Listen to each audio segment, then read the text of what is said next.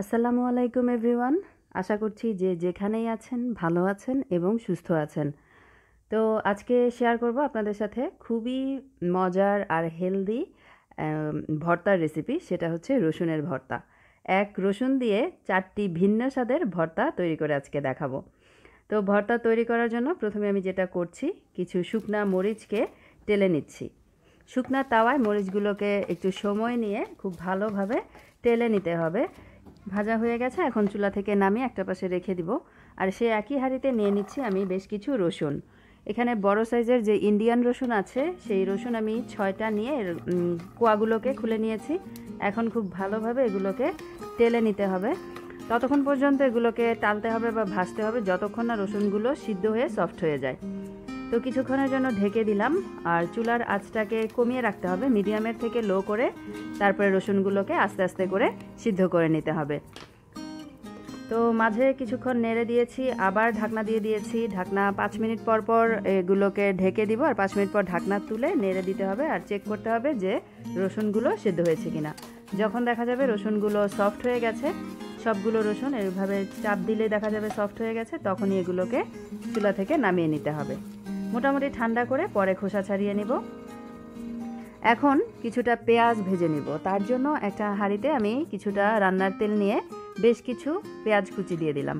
পেঁয়াজটাকে খুব বেশি ভাজবো না, হালকা একটু সফট হয়ে যাওয়া পর্যন্ত পেঁয়াজগুলোকে ভেজে নিব। এর মধ্যে আমি ফ্রোজেন ধনেপাতা কুচি দিয়ে দিলাম।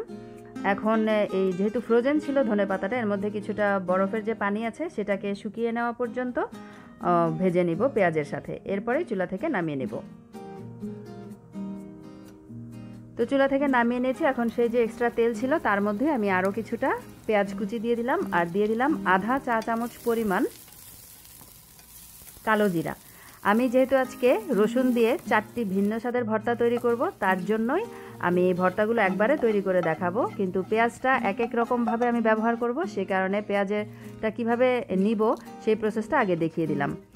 তো কালি জিরা আর পেঁয়াজটা যখন খুব ভালোভাবে ভাজা হয়ে গেছে তখন ওগুলোকে নামিয়ে একটা প্লেটে নিয়ে নিয়েছি। আর এরই মাঝে রসুনগুলো মোটামুটি ঠান্ডা হয়ে গেছে, এখন এগুলোকে খোসা ছাড়িয়ে নিচ্ছি। আপনারা চাইলে খোসা ছাড়িয়েও কিন্তু ভেজে নিতে পারেন, তবে আমার কাছে এরকম করেই ভালো লাগে, আমি এভাবেই করি। তো খোসা ছাড়ানো হয়ে গেছে, এখন প্রথম ভর্তা তৈরি করব। তার জন্য 1 পিস রুই মাছকে আমি সামান্য লবণ আর হলুদ দিয়ে তেলের মধ্যে ভেজে নিয়েছিলাম, সেই মাছটাকে কাটা ছাড়িয়ে নিয়েছি। মাছ দিয়ে প্রথমে আমি রসুনের ভর্তাটা তৈরি করব। আর সেই যে ধনেপাতা আর পেঁয়াজ ভেজে নিয়েছিলাম সেখান থেকে অর্ধেকটা নিয়ে নিলাম। আর আমি একটু ঝাল করব এই ভর্তাটা, তার জন্য 3টা শুকনো মরিচ নিয়ে সামান্য একটু লবণ দিয়ে মরিচটাকে প্রথমে মেখে নিচ্ছি। লবণ দিয়ে প্রথমে মরিচটা মেখে নিলে খুব ভালোভাবে গুঁড়ো হয়, আর তাহলে কিন্তু ভর্তাটা খেতে বেশ ভালো লাগে।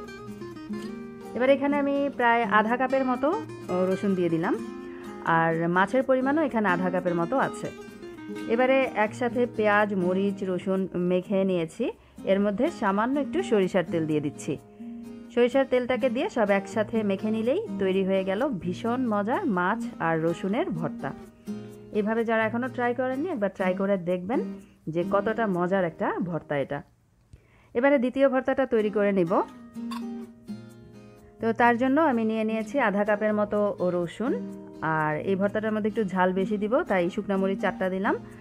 তার মধ্যে সামান্য একটু লবণ দিয়ে মরিচটাকে ভেঙে নিচ্ছি। আপনারা ঝাল কম খেতে চাইলে মরিচের পরিমাণ কমিয়ে দিবেন।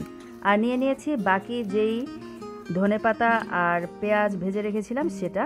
এবারে রসুনগুলোকে মেখে নিচ্ছি। রসুনগুলোকে একদম মেখে ভর্তা করে ফেলবো না, আধা ভাঙার মতো রাখবো, তাহলেই কিন্তু ভর্তাটা খেতে বেশি ভালো লাগবে। সব একসাথে মেখে নিলাম, আর এরপরে সামান্য একটু সরিষার তেল মিশিয়ে নিলেই হয়ে গেল দ্বিতীয় ভর্তা। এবারে কালিজিরার আর বেরেস্তার ফ্লেভারে ভীষণ মজার আরেকটা রসুনের ভর্তা তৈরি করে দেখাচ্ছি। এটার মধ্যে আমি আর সরিষার তেল দিব না, কারণ সয়াবিন তেলে যে ভেজে নিয়েছিলাম আর কালিজিরার ফ্লেভারটাই এই ভর্তাটার মধ্যে বেশি ভালো লাগবে। তো একটা মরিচ দিয়েছি, এখন আমি একটু ঝাল কম দিব। এর মধ্যে সামান্য একটু লবণ দিয়ে মরিচ আর রসুনটাকে প্রথমে মেখে নিচ্ছি। এরপরে কালো জিরা আর পেঁয়াজ বেরেস্তাটার সাথে মিশিয়ে নিলেই হয়ে যাবে আরেকটা ভিন্ন স্বাদের রসুনের ভর্তা।